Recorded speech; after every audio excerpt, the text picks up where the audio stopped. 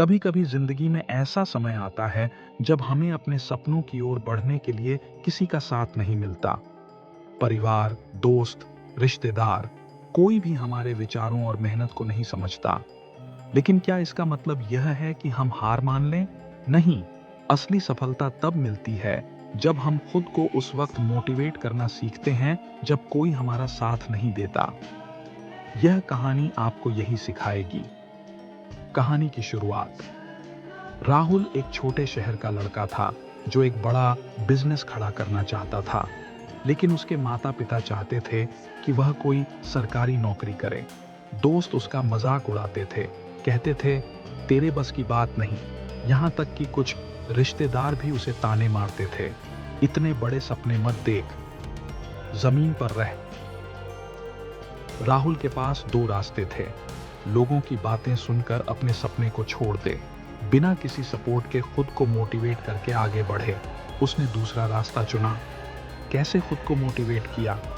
दूसरों की राय को फिल्टर किया। उसने सोचा, क्या मैं अपनी जिंदगी उन लोगों की सोच के हिसाब से जीऊंगा जो खुद कभी रिस्क लेने की हिम्मत नहीं कर पाए?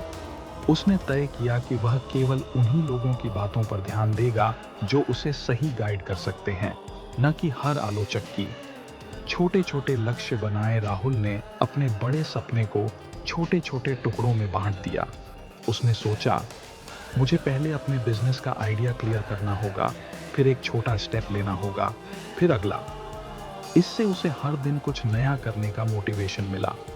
सक्सेस स्टोरी से प्रेरणा ली। जब भी राहुल को डिमोटिवेटेड फील होता, वह दुनिया के सफल लोगों की कहानियां पढ़ता, जैसे कि APJ Abdul Kalam, Jack Ma, Elon Musk. उसे एहसास हुआ कि ये सभी लोग भी कभी अकेले थे, लेकिन उन्होंने हार नहीं मानी। आत्मसंवाद, सेल्फ टॉक किया।